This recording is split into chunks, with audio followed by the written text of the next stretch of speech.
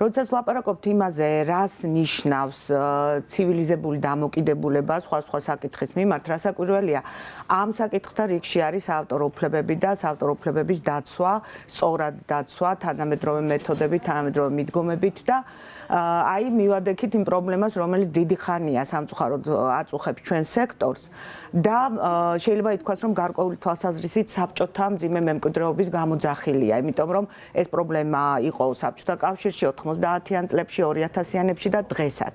ეს არის შავი ბაზარი. კერძოდ ჩვენ გულისხმობთ, გამოცემლები გულისხმობენ ძირითადად ნაბეჭდ პროდუქციას, არალეგალურად დაბეჭდილ წიგნებს, რომელიც ბუნებრივია, არის ბევრი თვალსაზრისით არასასურველი მოვლენა თანამედროვე კულტურული ქვეყნისთვის, არა მხოლოდ იმიტომ, რომ ეს აზიანებს სექტორს და აზიანებს ზოგადად ქვეყნის იმიჯს და ჩვენს ეკონომიკას, არამედ იმიტომაც, რომ თქვენ წარმოიდგინეთ, ხანდახან შეიძლება ჯანმრთელობისთვის ძალიან მავნე იყოს ის გამოყენებული ქაღალდიან და საღებავი, რითიც იბეჭდება ეს წიგნები, იმიტომ რომ როგორც წესი, არალეგალურად მბეჭდავები ამაზე ზოგავენ. ეს წიგნები იბეჭდება არა მხოლოდ საქართველოში, სამწუხაროდ და აი ჩვენ ვართ ახლა აი ამ სიტუაციის დეტალური შესწავლის ეტაპზე. რა თქმა უნდა, იურისტებისგან ვიღებთ კონსულტაციებს, როგორ უნდა განვავითაროთ თემა, რა საკანონმდებლო ინიციატივები უნდა იყოს ჩვენი მხრიდან, ჩვენი სექტორის მხრიდან, მაგრამ არა მხოლოდ საკანონმდებლო ინიციატივები.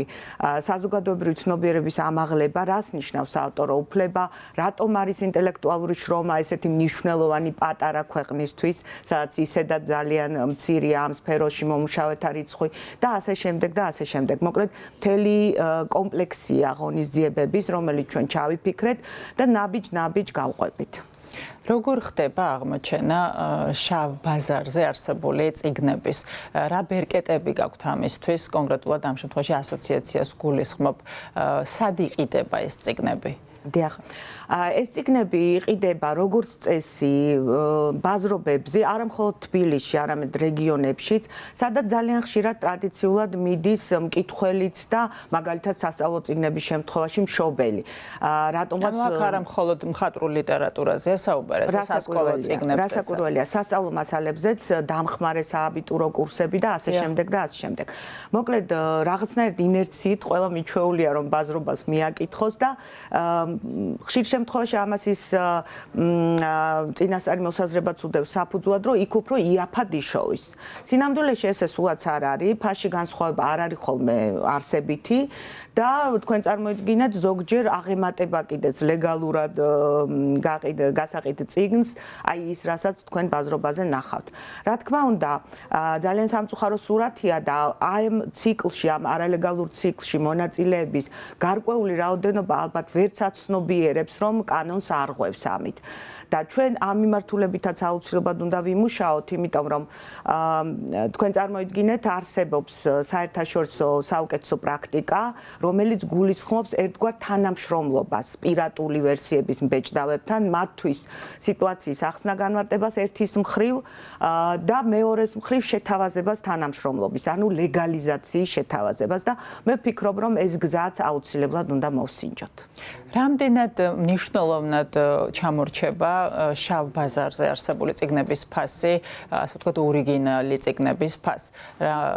როგორია ეს სხვაობა იმის გამო, რომ ვთქვათ, უღირს ადამიანს, რომ ეს წიგნები შეიძინოს. და საერთოდ მომხმარებელი არის საქმის კურსში, რომ ის ყიდულობს შავ ბაზარზე არსებან ეტყობა ხარისხითაც ამ პროდუქციას, გარდა იმისა, რომ ფასით შესაძლოა მიხვდე, რომ რაღაც გითხარით, ეგან არსებით განსხვავება ფასში ნამდვილად არ არის, მაგრამ აი ძალიან სწორ თემას შეეხეთ. როგორ უნდა განასხვავოს, ხომ, მომხმარებელმა. სამწუხაროდ, ძალიან რთულია განსხვავება პროფესიონალებისთვის ეს ნამდვილად იოლია, იმიტომ რომ ჩვენ ვიცით რა გამოვეცით და როგორი ხარისხის უნდა იყოს პოლიგრაფიული თვალსაზრისით, მაგრამ სამწუხაროდ არიციან მშობლებმა, არიციან მკითხველებმა, არიციან თუნდაც იმ სამართალდამცავებმა, ვინც უნდა ადგილზე მონიტორინგი აწარმოოს. ამიტომ ესეც ეს მიმართულება, რომ სამართალდამცავებს ჩვენ მეტი ინფორმაცია მივაწოდოთ და ამ თვალსაზრისით გავაცნოთ, თქვათ, კონკრეტული წიგნები და კონკრეტული პრობლემა, ესეც მნიშვნელოვანი მიმართულებაა და ამაზეც ვფიქრობთ, როგორ წარმართოთ. თავად მოვაჭრეები თუ არიან საქმის კურსში, რომ ისინი ყიდიან, ასე ვთქვათ, შავ ბაზარზე დაბეჭდილ წიგნებს და არ ყიდულობენ, ვთქვათ, ოფიციალურად გამომცემლობებისგან. რა როლია აქ მოვაჭრის? წვრილი მოვაჭრეები რასაკვირველია, ნაკლებად არიან ჩახედული ამ საკითხში და უბრალოდ ყიდიან იმას, რაც მიუტანეს გასაყიდად და სამწუხაროდ არ არსებობს რაღაცა ეფექტური საკანონმდებლო მექანიზმები, რომელიც ამ გამოწვევას უპასუხებდა. აი, წეღანაც ვთქვი, რომ ამ მიმართულებით ჩვენ გვინდა გავიზიაროთ საერთაშორისო პრაქტიკა, საუკეთესო გამოცდილება და კანონმდებლობაც დავხვეწოთ.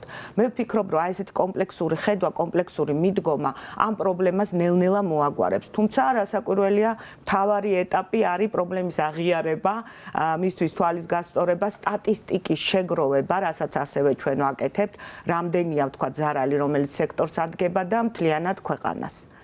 ზოგადად რა ტიპის წიგნები არის განსაკუთრებით პრობლემური შავ ბაზარზე, განსაკუთრებით დიდი რაოდენობით რომ იბეჭდება.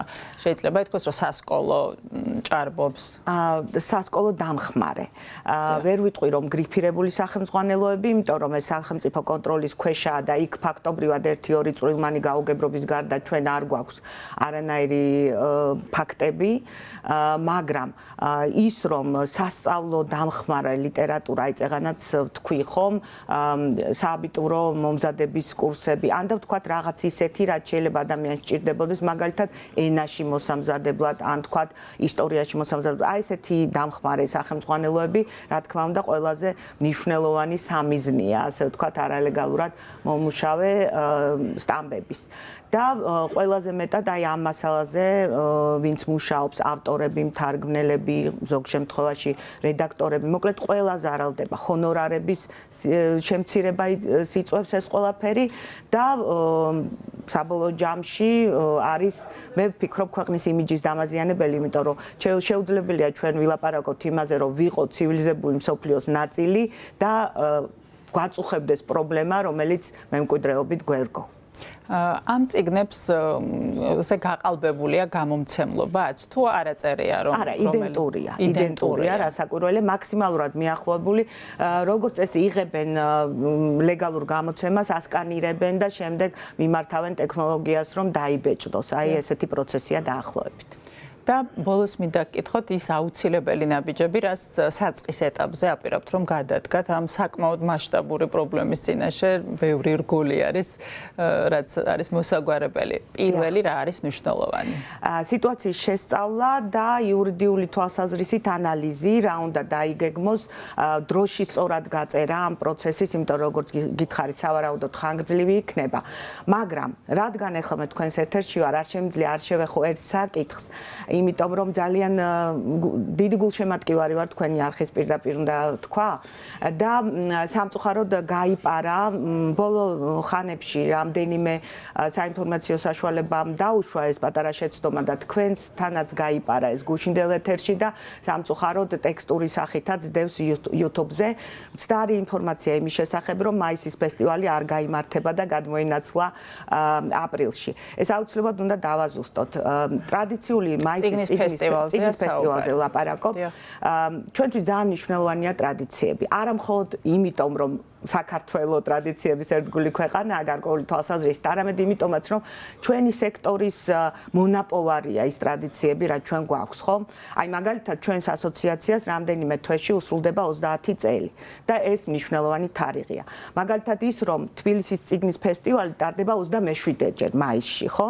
ესე ძალიან მნიშვნელოვანია და მე მინდა არ გავაგრძელებ სიტყვას ამ თემაზე, მე მინდა უბრალოდ წინასწარვე დავპატიჟო ყველა და ვთქვა, რომ წელს ფესტივალი განსაკუთრებული იქნება, ძალიან საინტერესო აქცენტებია ჩაფიქრებული, ჩვენ ახლა კონცეფციის დახვეწის ეტაპზე ვართ და ყველას ველოდებით 29 მაისიდან 1 ივნისის ჩათვლით ექსპო ჯორჯიაში.